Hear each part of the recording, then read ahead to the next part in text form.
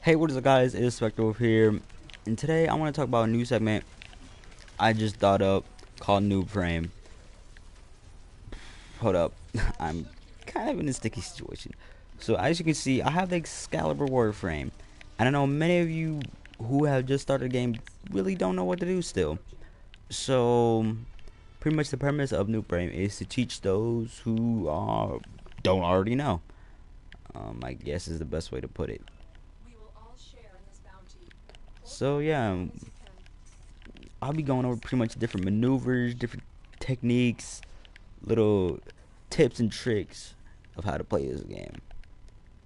Um, this is pretty much the introduction. I'm probably start off next mission solo, so I can like start doing this.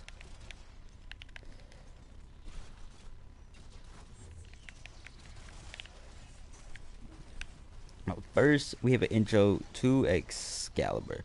Now, I have not unlocked all his powers, but I will go through his powers as I unlock them, which will probably be better for those who, are just getting out. First ability is Slash Dash. Going with a slashing forward, he charges and attacks anybody in his range. Now, this can be affected by, I think, range mods, as range of his slashing proximity, and then duration mods affect how fast he goes per meter.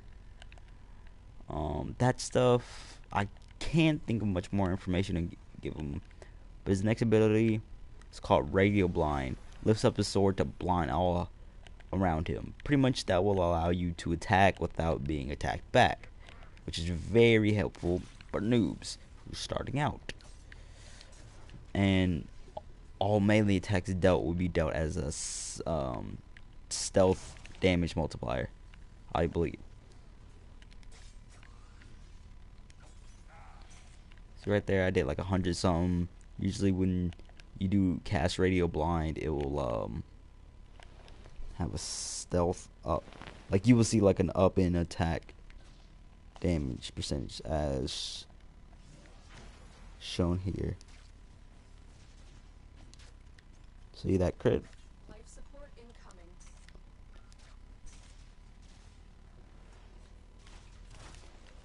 Yeah, and melee attacks. But to get, I know most people gone with Excalibur. I know Mag has been the new one, though. I'm still gonna do Loki because I know some people out there have went into like a hiatus for the game, meaning like they kind of just went away for a while, and many went away when Loki what used to be a starter frame back then. So first there's a melee. Almost why Excalibur was made melee oriented with slash dash, radio blind, and radio javelin, all encompassing a blade. With the new update, he now makes his own blade of ethereal effects. As seen here, he makes a ethereal Excana due to the color of your energy. And then he has super jump, which pretty much he's a well balanced frame. Slash dash just to take care of those weak enemies that are like right in front of you. Radio blind just to get you out of a sticky situation that if you happen to run into one. Super jump kind of acts the same way. Well, slash dash or radio blind is more of a help you thing, where you cast it and it kind of helps you out. Either you can attack or you run, so it's like a double thing. Super jump allows you to go over high platforms that you may not know how to like wall run or climb up or something. Like however, for some reason you can't get over like an obstacle, you can just super jump. And then last but not least, there's this radio javelin. He'll stab the ground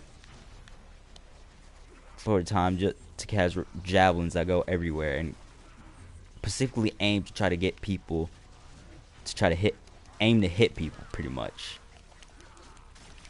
And with that, I believe I've heard rumors that it can go through material. I have yet to test this out, but I will for those who are just starting out. But then we go to weapons. We have melee, secondaries, as you can see, And then we have primary. As you can, there are many different melees, like heavy swords, heavy weapons, just long weapons, short weapons. Like as I'm using a knife, it has short range. But no, not every weapon has the same range. Like if you look at it, you'll know a dagger has a shorter range than a sword, of course. And then there are different stealth weapons. With when you're using throwing weapons, like as in the kunai, throwing star, or haiku prime, or despair, are very silent. And so are the arrows. But there's a catch. They kind of arc as things with like and bolt or prime, anything that kind of shoots like bolt or anything other than bullets, usually has some type of travel time. And arrows and stuff have arcs, so you have to like aim. So like if I'm aiming at the head, I kind of aim a little bit higher depending on how far they are. Further you are, you kind of have to aim high to counteract that arc. And we get into secondaries. These can sort from grenade launchers as an ancient, dual pistols, automatic pistols as an Exani, to single one-shot demolishers as the mirror lock. And this all depends on your playstyle. You always pick weapons or playstyle. You like sniping going far, you get a sniper, maybe the mirror lock, and a throwing weapon, so you can always keep your distance. But if you like to get close to personal, maybe get a shotgun and like some shotgun pistol or like the rack, and then get you some like close heavy weapon to take him quickly and just utterly demolish him. Then we get on. Yeah, but that's pretty much it. And people I know who start out, I know there's MK1 bow, MK1 fear axe, and Skana. And the bow have sweeping strikes, fear axe have punches, like straight on punches. You kind of have to be. They kind of made it like a range thing. Like MK1 fear axe, it's the closest range you have to be to actually hit an enemy. Skana, it's like medium range, and then you have the bow, long range. And there's some weapons out there that you would think would be the same, like the orthos and the bow. There's difference between a lot of things, like the fragor and or the bow and the orthos, because one's a pole armor and one's a thing. One's a pole armor and like one's a staff. And things you would think of pole armor, like the amphis, are actually a staff. They're like, just because it has things on double ends doesn't make it a pole arm. And that comes in the stance mods. Every weapon has a stance mod, usually. And equipping stance mods will allow combos to be executed. With combos being executed, either some stance mods consume more stamina when cast or when used and equipped upon a weapon. And then others, they may lower the stamina costs used by. As every weapon per stamina cost or per swing requires stamina cost. With like dual weapons and maybe the bigger weapons requiring a little bit of stamina. Though DE really doesn't make that all true, as when the Sylvan Ace come out, oh, we get his shield, cool. But it takes a lot more stamina than to swing a big sword as the galaxy round. Because weird thing is, you sit with both of them in place when blocking bullets, too. That's what people got really pissed about. Yeah, you need to work on some stuff. No hate.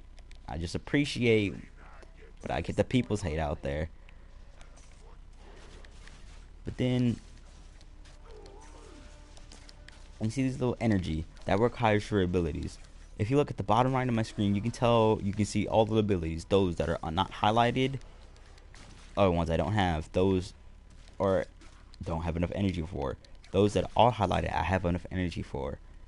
But there are sometimes at cases with the new thing, you can't access the current ability, so it will be unhighlighted. So if you have full energy, Like meaning like even if you go over to energy bar like so, hold up, I gotta kill this dude. Even if I go like to energy thing or something, while my energy is full, nothing will happen. Which pretty much if it's full like that and you look down and not all of the symbols are highlighted, that means your Warframe is not strong enough to acquire said ability. Seeing how I came in this with a level 1 Excalibur, I didn't get radio blind until later. So yeah. Now I'll get into mechanics. First, I'll get into bows since I'm equipping on bows. Like I said, have that mechanic of arcing. That's the first thing I passed. If you can pass that, but oh, and there's also charge time. Every arrow counts as a reload and a shot fired. So mods that affect reload time and fire rate will positively affect how fast you can shoot and charge up another arrow to full speed. As so, seeing how I can release many arrows at once. But then there's specialty types with the arrows. With the Paris Prime, it has the occurrence to hit an enemy, and any enemy within that trail of the not the arrow, but the body of the enemy you just hit, will pretty much kill anybody. Well, not all the time, but if you can get them perfectly, you should have a 100% chance of actually killing everybody behind them. But then there's the thing of shooting through material. As you can see, this dude's hiding behind something. I can shoot him through that and still hit him. So it makes it easy. If people always have a hard time of hitting people, then use the Paris Prime. They pretty much can't run from you. Well, or should I say the Paris?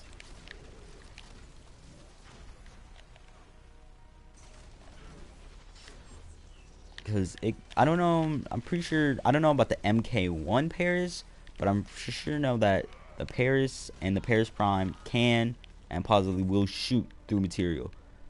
They won't shoot through all material, but just most material. But while using those bows, there's one thing you have to also take into account. Your health. Because with arrows, you have to be very stationary. You can't just run and gun. And that brings to health and shields. Those are also can be affected by mods, possibly affecting them. Most commonly used vitality and redirection. Vitality for health and redirection for shields. Now there is a corrupted mod out there called Bogor that also affects positively. There are many mods out there that not only do they do one thing, they do two. They affect two things, whether both of the effects positive and both of the effects negative. As you can see, redirection says 40% increase. And once a novice player has acquired the Foundry segment and the mod segment, they are not. Yeah, once a new player has acquired the modding segment for their license, that enables them to select mods to either A, transmute, which means piecing selecting 4 applicable mods, and with sometimes usually a hefty cost of credits, you will be rewarded with a random credit. And the higher rarity of the mods used, the higher rarity of the mod you probably will get out. A.e. using a few fusion cores, you might get a point to win, a rare stance mod. But then you can fuse, which means you select the mod and put it in a place, and then taking count of credits, that allows other mods to be placed on or go on the mod, allowing it to strengthen. Which I have level 40 vitality or shield capacity, level 1 shield level Let me restart. A level 1 duration gives 40% shield capacity. Well, I leveled mine to about rank 6 or yeah, about rank 5 or 6. That gives me about 200% of my base shields. And note, when you're putting mods on Warframe's weapons and companions, you cannot double up mods. Say you have 2 vitality mods, just because you have 2 of them doesn't mean you can double your health. That pretty much means that you can only use one to affect yourself. But then there are certain effects mods give. One, range. As you can see, I do radio blind. It only goes so far. Affects them, but it doesn't affect him over there. And he keeps going. So it won't affect everybody.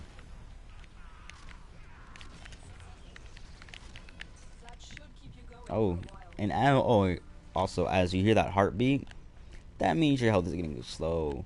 Heart beating is bad. No heart beating good. Though that sounds really weird and what you're taught against, I guess, and medical stuff. It's good in this game. This really defies medical stuff, I guess, because seeing how you can revive yourself in game. So yeah.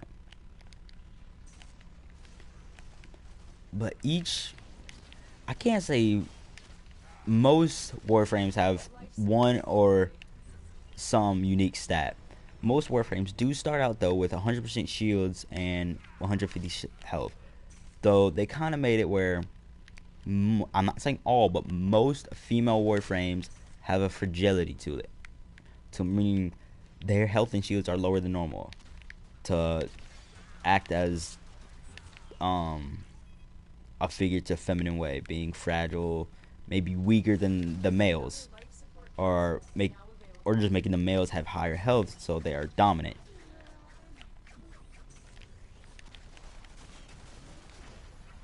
Oh, nope.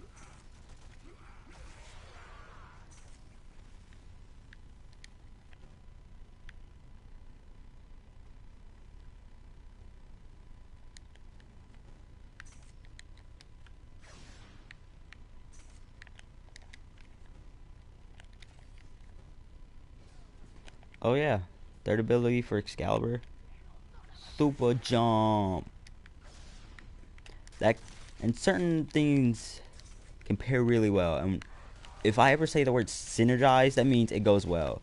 Like Excalibur super jump, if you can get it high enough, it synergizes really well with the mod heavy impact, which on impact of high grounds, you will create a seismic wave to project it around yourself to stun and to stun and incapacitate enemies.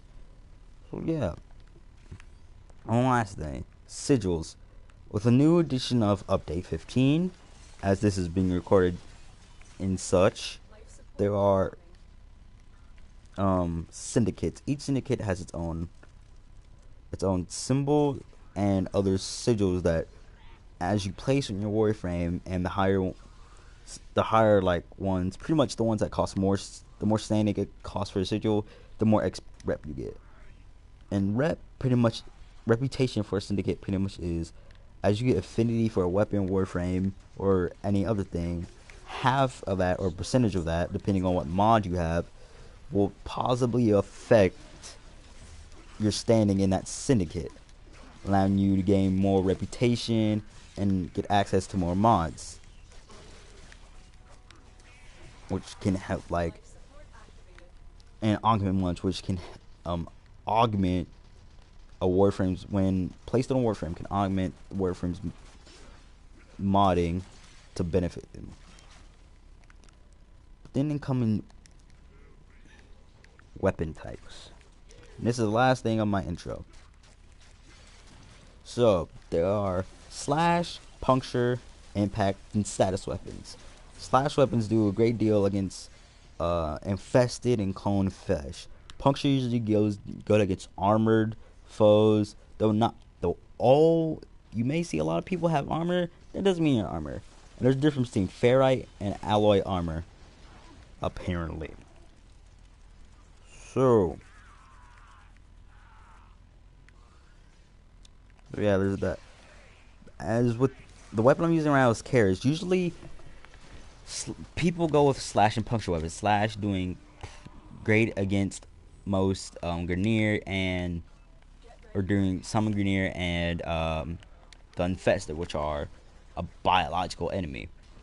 And then with puncture being good against the armored enemies like the heavy gunner, um, the heavy units like lightning units take slash and stuff. And then impact usually does against good shield with shielded enemies like the corpus, which are robots that you may or may not have faced already.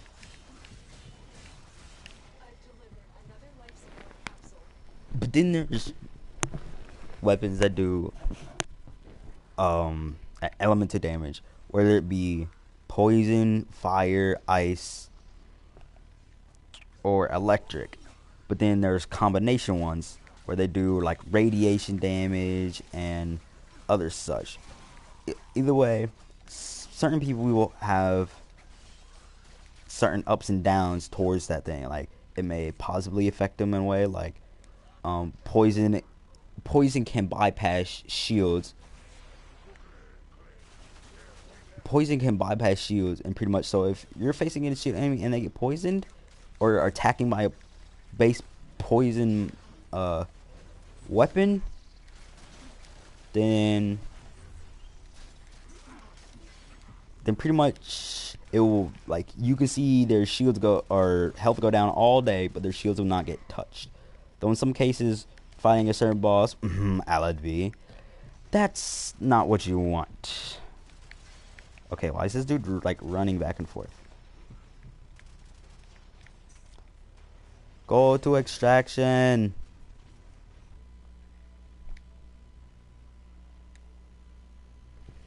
Oh, my battery's getting low, people.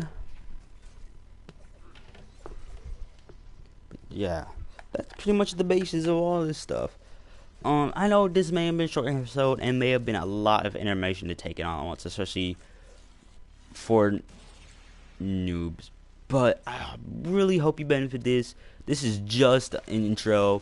I'll go a lot more in depth with some of these. Like, I'll go like secondary mod only thing, and I'll do all that stuff. For that's later. That's for later episodes. And please be sure to check out my channel. I'll try to get to it to put up my friend's channel. He actually started doing Warframe himself. This Noobframe segment, it's kind of dedicated to him, a good friend of mine, because he just started out, so of course he doesn't know what to do with himself. Shoot.